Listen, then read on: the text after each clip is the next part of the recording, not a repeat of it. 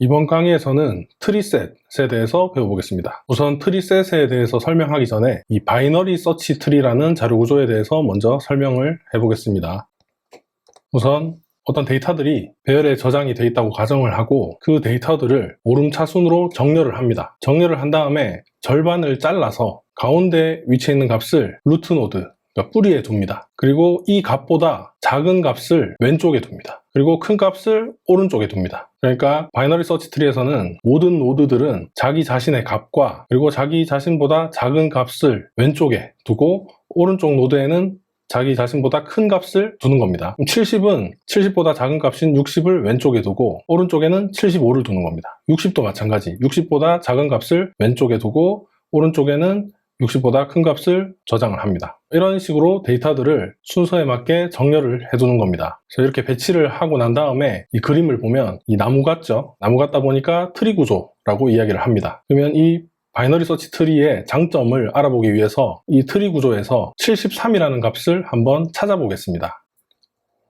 우선 이 80과 73을 비교를 합니다. 그러면 73이 더 작죠? 작다면 왼쪽 값만 검색을 하면 되는 겁니다. 왜냐하면 왼쪽 노드는 작은 값이 들어가 있고 오른쪽 노드에는 80보다 더 큰 값이 저장되어 있기 때문에 73은 80과 비교했을 때 80보다 작기 때문에 왼쪽에서만 검색을 하면 되는 거죠. 그러면 이 절반은 여기서 이 절반은 검색을 안 해도 되게 되는 겁니다. 그러니까 절반을 잘라서 나머지 절반에서만 검색할 수 있게 됐죠. 검색하는 범위가 훨씬 좁아진 겁니다. 그러면 이번에는 70과 73을 또 비교를 합니다. 그러면 73은 70보다 크죠? 큰 값들은 오른쪽 노드에 위치해 있죠. 그러면 여기서 또 반을 자릅니다. 반을 잘라서 왼쪽은 작은 값들만 위치해 있기 때문에 검색을 할 필요가 없어지는 거죠. 그래서 오른쪽에 있는 이 75와 비교를 합니다. 그러니까 결국 또 그 반으로 잘린 데이터에서 또 반을 축소를 시킨 거죠. 그리고 이번에는 75와 73을 비교를 합니다. 75보다 작죠? 그러면 또 여기서 반을 잘라서 오른쪽은 더 큰 값만 저장되어 있기 때문에 검색을 할 필요가 없죠. 그래서 왼쪽으로 갑니다. 왼쪽으로 이동을 해서 이 데이터와 비교를 합니다. 값이 같죠? 그래서 73을 찾게 됐습니다. 결국 바이너리 서치 트리라는 것은 반씩 잘라 들어가면서 데이터를 검색을 하게 되는 겁니다. 이때 각 노드들은 왼쪽에는 자기 자신보다 낮은 값을 두고 오른쪽에는 자기 자신보다 큰 값을 위치하게 해서 검색을 할 때 절반은 검색하지 않아도 되게끔 트리 구조로 만든 것이 바이너리 서치 트리다 라고 보시면 됩니다. 바이너리 서치 트리를 이진 탐색 트리라고도 하죠. 그러니까 이진이라는 것이 말 그대로 반씩 잘라 들어간다는 말입니다. 반씩 잘라 들어가면서 검색을 한다 라는 말로 보시면 되겠습니다. 바이너리 서치 트리는 이렇게 검색에는 굉장히 빠르지만 추가나 삭제를 할 때는 또 굉장히 느리겠죠. 왜냐하면 추가를 하거나 삭제를 할 때도 이 구조를 유지를 하면서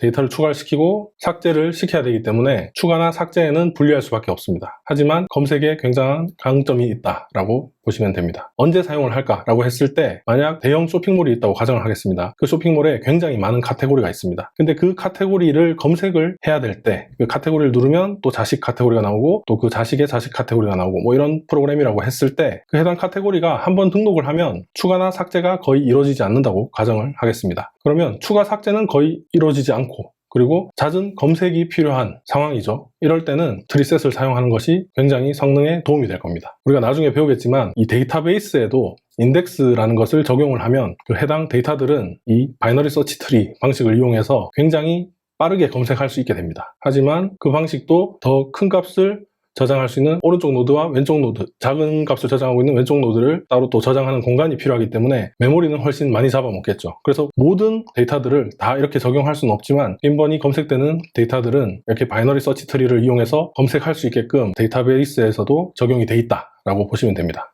이번에는 트리셋을 활용한 코드를 한번 분석해 보겠습니다. 우선 트리셋 클래스는 set 인터페이스를 구현하고 있습니다. 그런데 그 set 인터페이스를 확장한 이 sorted set이라는 인터페이스를 구현을 하고 있습니다. 그래서 우리가 앞에 설명을 봤을 때 트리셋은 정렬이 돼야 구현이 가능한 그런 자료 구조라고 볼 수 있겠죠. 그러다 보니까 이제 해시셋처럼 정렬이 필요 없는 게 아니라 정렬이 가능해야 됩니다. 그래서 일반 set만 구현하는 것이 아닌 이 sorted set이라는 인터페이스를 구현합니다. 이 내비거블 set은 이 sorted set을 또 확장한 set입니다. 솔티드 셋에 더 필요하다 싶은 기능을 확장한 셋이라고 보시면 되겠습니다. 그래서 실질적으로 트리셋은 내비거블 셋을 구현을 하고 있기 때문에 내비거블 셋을 구현하고 있는 자료 구조다 라고 보시면 되겠죠. 만약에 이 트리셋의 인스턴스를 셋으로 받는다면 이 내비거블 셋에 확장되어 있는 추상 메소드들, 그 메소드들은 사용할 수 없게 되는 거죠. TV셋을 생성을 하고 그 셋에 TV의 금액들을 추가를 했습니다. 우리가 오름차순이나 내림차순으로 값을 추가하지 않았지만 내부적으로 이제 오름차순으로 정렬이 될 겁니다.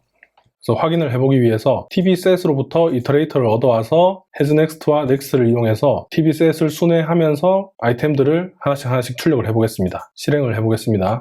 TV 금액들이 정렬이 돼서 출력이 되는 것을 보실 수 있죠. 오름차순으로 정렬이 됐습니다. 기본적으로 바이너리 서치 트리로 이제 검색을 하려면 오름차순으로 정렬된 상태에서 트리 구조로 만들어야 되기 때문에 정렬 기능이 없으면 안 되는 거죠. 트리셋은요. 그리고 이번에는 TV셋에서 가장 비싼 TV부터 출력을 해보겠습니다. 그러니까 내림차순으로 출력을 하기 위해서는 디센딩 이터레이터를 얻어와서 순회를 하면서 출력을 해보면 내림차순으로 출력이 되는 것을 또 확인하실 수 있습니다. 그리고 디센딩 셋이라는 메소드를 이용하면 역정렬된 셋을 리턴 받을 수 있습니다. 그러니까 원래 TV셋은 오름차순 정렬이기 때문에 리버스 셋은 거꾸로 정렬된 내림차순으로 TV 금액들이 정렬된 셋 이라고 볼 수 있죠. 그래서 이 리버스 셋으로부터 이터레이터를 얻어서 출력을 해보면 마찬가지 또 내림차순으로 출력이 되는 것을 보실 수 있습니다. 그리고 이번에는 TV 셋으로부터 헤드셋 메소드를 호출하고 이 머니를 입력을 했습니다. 그러면 아까 트리 구조에서 왼쪽이 더 작은 값들이고 오른쪽이 더 큰 값들이라고 했었죠. 왼쪽을 헤드라고 하고 오른쪽을 테일이라고 이야기를 합니다. 그래서 헤드셋이라고 하면 이 300보다 작은 값들을 가져올 수 있습니다. 그래서 300보다 작은 값은 100, 200이죠. 그래서 100, 200만 가져온 것을 보실 수 있습니다.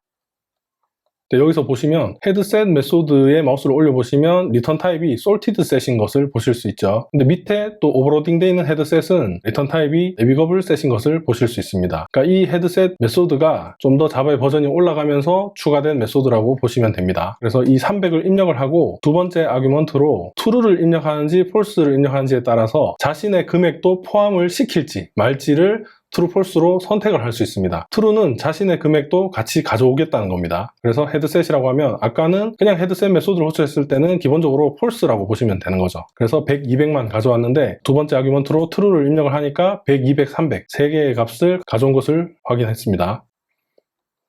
그리고 TV셋에 테일셋 메소드를 호출하면서 머니를 입력하면 아까 테일은 오른쪽 부분이라고 했죠. 그러니까 300보다 더 큰 값들을 가져올 수 있습니다. 근데 폴스를 입력했다는 것은 자신은 제외하고 가져온다는 거죠. 그러니까 300이라는 값은 제외하고 300보다 더 큰 값들을 가져오는 겁니다. 그러니까 구매가 불가능한 TV들의 가격을 가져와라 이렇게 되는 거죠. 그래서 보시면 구매가 가능한 100, 200, 300은 나오지 않고 구매가 불가능한 700, 870, 900만 가져온 것을 확인하실 수 있습니다. 그리고 이번에는 TV셋 인스턴스를 이용해서 서브셋 메소드를 호출했습니다. 서브셋은 200부터 900 사이의 값을 가져오라는 겁니다. 근데 200 true이기 때문에 200은 포함하고 900 false이기 때문에 900은 제외하라는 겁니다. 그러니까 200 이상 900 미만이 되는 거죠. 그래서 200, 300, 700, 870원의 TV들을 가져왔습니다. 그리고 이번에는 이 실링 메소드를 이용해서 750원 이상의 금액을 가진 TV들을 가져오겠습니다. 이 실링을 보통 천장 함수라고도 이야기를 하죠. 750보다 같거나 만약에 없을 경우에는 비싼 TV 중에 가장 가까운 TV만 반환하게 됩니다. 그래서 870을 가져왔습니다. 그리고 실링 300이라고 했을 때 300원짜리 TV가